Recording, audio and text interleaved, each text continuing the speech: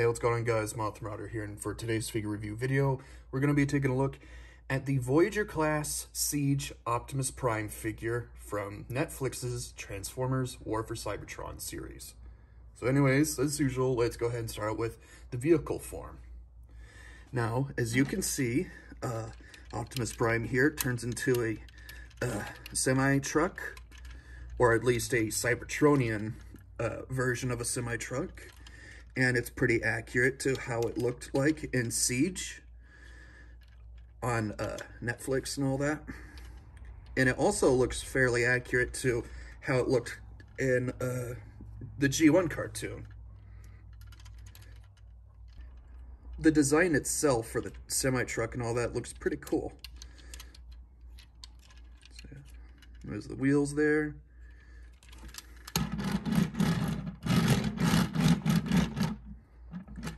What it looks like on the bottom here. Here's the back. I'm guessing those are like reverse lights or something like that. There's the smokestacks or pipes or whatever they're called, where the exhaust comes out. The windows and stuff, it looks really nice. I don't know if these are like these four things. I don't know if they're blasters for the vehicle form or if they're supposed to be front lights. But whatever the case may be, it looks kind of neat. I like the color that the windows are, this light blue turquoise sort of color. It looks pretty neat. There's the Autobot logo. So anyways, that's pretty much it for the vehicle form.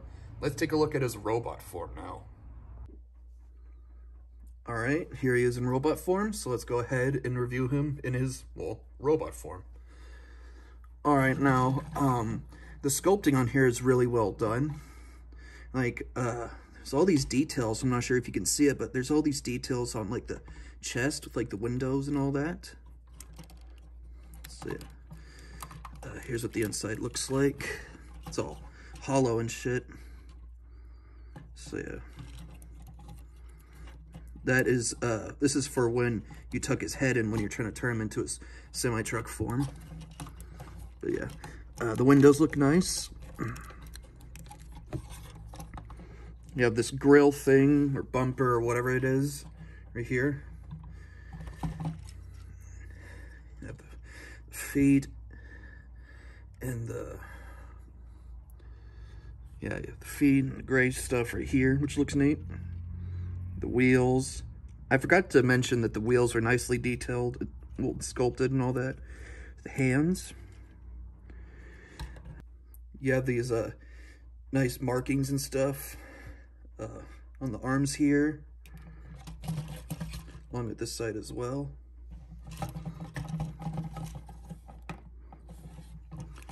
Let's see, put this up. Nice detail here, with like the front of the semi or whatever. There's the back. There's the back of the legs.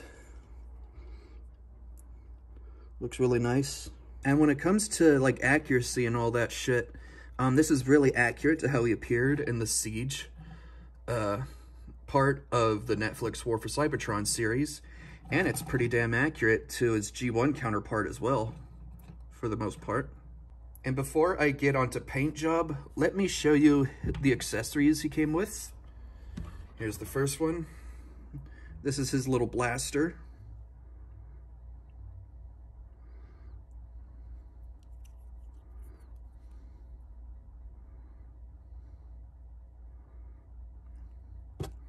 Looks pretty neat.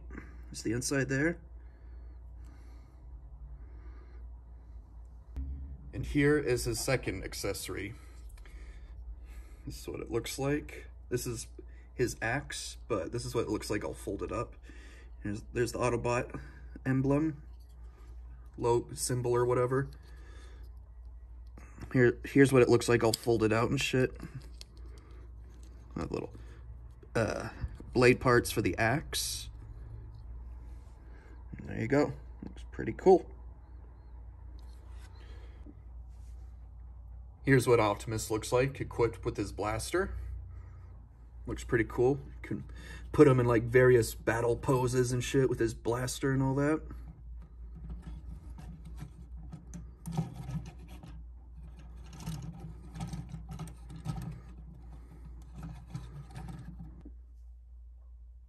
And here's what he looks like equipped with his battle axe. Looks pretty cool. Now when it comes to paint job, this is really nicely done. The red on him looks really neat, and so does the blue. This is like my favorite shade of blue, but I honestly don't know what version of blue it's called. I think it might be like royal blue, but I could be wrong. Let's see, the wheels are black, and the inside of the wheels are gray. Gray parts right here. Some yellow there, some white there.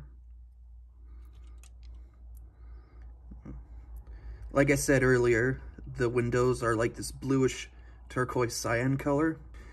The gray on Optimus's mouth looks pretty neat, and so does the blue. The silver on his smokestacks or smoke pipes or whatever the fuck they are, the exhaust pipes, they look pretty neat. Now when it comes to articulation, he has a lot. I mean, he's obviously a Transformer figure, so he's gonna have a lot. Let's see, the arms move like that. 360 and shit. He can bend at the elbows. Little smoke exhaust pipes can move up and down like that. The arms can, god damn it. The arms can also move up and down like that. The head moves 360. And it can move up and down like that. This little flap thing here moves. That way, it can like fold in like that when you're turning him into a semi-truck form. And obviously these move in and out. The waist moves. The legs move. They bend at the knees, like that. The feet fold in and out like that, and they move like that as well. This back thing here moves up and down like that, and it can rotate. These wheels can come come out of the sides of his waist, but it's kind of a pain in the ass to do so. Not to mention that these move, and this moves as well for each arm and shit. Like that.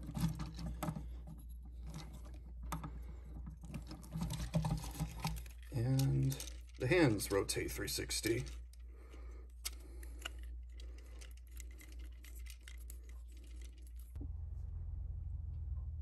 All right, let's do a little bit of size comparisons before I get to Rarity. First, let's compare him with Siege Deluxe Class Ironhide.